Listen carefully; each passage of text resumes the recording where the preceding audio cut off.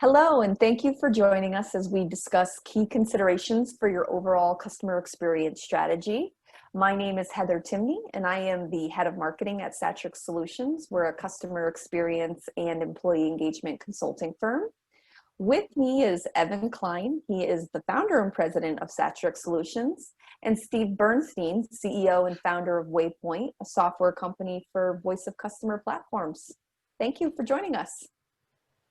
Thanks for having me here. I'm looking forward to an engaging discussion with Evan. Great. Yes, thanks, Heather. Thanks, Steve, my very old friend. Really looking forward to the discussion. Indeed. All right, let's jump in.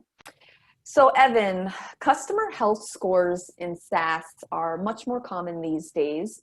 What's the relationship between health scores and voice of customer feedback? Thanks, Heather. Yeah, we work with a lot of SaaS companies where customer health scores are prominent. Of course, they can be prominent in companies outside of SaaS, but I think software is leading the way in this regard. And I would say voice of customer in some form is almost always an ingredient in the customer health score. And it's usually, Net Promoter Score or CSAT or some other, maybe customer effort score, maybe top 2 box. So there's some KPI or maybe multiple metrics that are considered in the derivation of the customer health score. That's quite common from what we can see across our client base. What's interesting is that sometimes it's just an ingredient. However, we feel that sometimes it should be sort of the overriding element in the health score. In other words, if you hear from the key decision maker or sponsor that there's some issue, that they're frustrated, maybe they don't appreciate or haven't fully realized the value they thought they were going to get, that's an issue. Clearly, that's a risk for churn. And in situations like that, I feel it shouldn't just be an ingredient in the customer health score. It should be like the overriding determinant. Right, that should have a red flashing signal. Even, for example, if the usage of the platform is going up, which generally signals something positive, if your key decision maker is issuing concerns about the realization of value or the ROI that they've experienced from your software, then that's a problem. So I think that's some area that there's still opportunity for refinement, that some companies are just so tied to the quantification of their health score. But you have to think about it, and I think in some cases it's a unique elements to it that have to be considered. What do you think, Steve? Yeah, I'm always kind of blown away. Right, everybody understands customer sentiment is a really important figure, right? And then when it comes time to put together a health score, there's sort of the kitchen sink approach. So for example, the industry talks a lot about support tickets. Yeah, the aging of support tickets could be important as long as you're breaking them down by tiers, right? Because feature requests kind of support tickets definitely are going to age longer and faster than other kinds of issues. It could be, but is it, right? I mean, for your company, every company is a little bit different. So the industry, I think, has largely said, well, here's a whole bunch of kitchen sink ideas that you can use to throw stuff into your health score. Go for it. The issue is that these things aren't predictive in many cases, and it's highly indexed. So you lose all that visibility. Here's what we recommend instead. Let me get to the point, which is we know that people change jobs all the time in B2B. And one of the primary reasons for churn is because you lost a key champion or a key decision maker, or a new VP comes in and they have their own vendors and everything. So, that's a key driver of churn. The way to mitigate that is to surround yourself, right, with as many champions, promoters, advocates as you can. And I'm going to go back to the earlier question. Deep and wide relationships are super important, and you got to make sure that these people are promoters, right? So the question I always have is, when you've got this health score idea with all these different metrics, why not just ask the customer, right?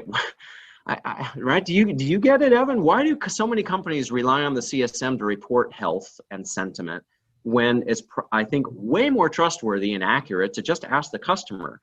don't, I mean, your take? Yeah, no, I think that's certainly a great point. But let's walk through it a little bit, because I think one of the situations where that might be most likely to happen in a meaningful way is the executive or quarterly business review, right? So the team goes and meets with or does a Zoom meeting with the customer and has a formal QBR. And there's a lot of discussion, and the CSM walks away thinking, hey, there's potentially an issue here. What's your recommendation? What do you think generally should happen based on that feedback that's received in the QBR?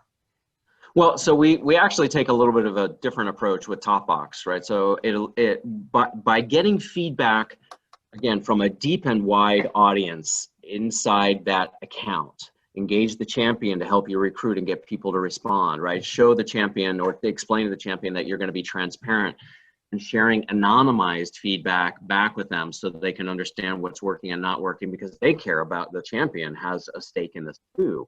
So the transparency is super important. Benchmarking, showing how to use your account compared to others like you.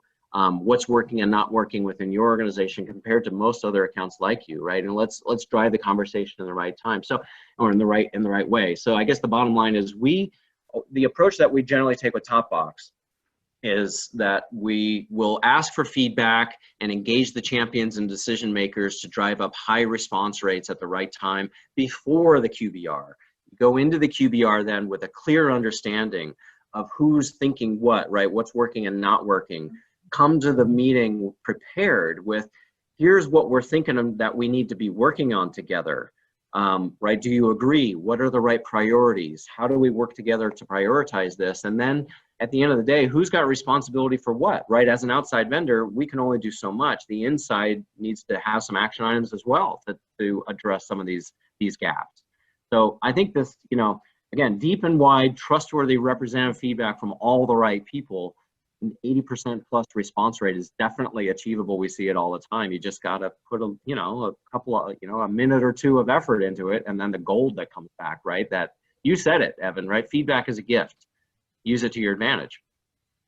Yeah, and I think I'll finish up this discussion, if I may, with just one final comment, which you allude to, Steve, which is if you're going to feed voice of customer in some form into your customer health score, please just make sure that it's quality feedback. It's derived in a way that adheres to best practices. It's trustworthy because it's the garbage in, garbage out scenario. And if you're not doing it properly and you're getting data that you're then using to determine the health of your accounts, that's obviously a problem. Great. Thank you, Evan and Steve, for bringing your expertise to this thoughtful discussion. If you've listened to all 5 of these questions, you realize there's a lot of moving parts, right, Steve and Evan? Yeah, right. We do hear a lot, like how complicated it could be. It's just a survey. It's not just a survey. This, doing this stuff right requires a deliberate process. To get trustworthy representative feedback that is moving in the right direction, that is changing appropriately. So we have software to help enable that, but coupled with what you guys do, what Evan's been talking about with consulting, super important. Evan? Yeah, thanks, Steve. And I think working with a number of different companies since our inception in 2009. We've seen a lot of really great things that companies have done and that we've helped them do. And then unfortunately, we've seen companies who have tried it on their own internally and, made mistakes. And so that's one of the areas that, really pains us when we see companies doing things wrong, because ultimately it has the really significant risk of generating data that's not reliable or trustworthy in any way, or potentially offending the very relationships you were looking to strengthen because you're not doing the the work of actioning the feedback afterwards. So as a consulting firm, these are some of the areas that we work very closely with our clients to ensure that they are adhering to best practices, that we're doing all the right things to maximize the return on investment. Great, thanks.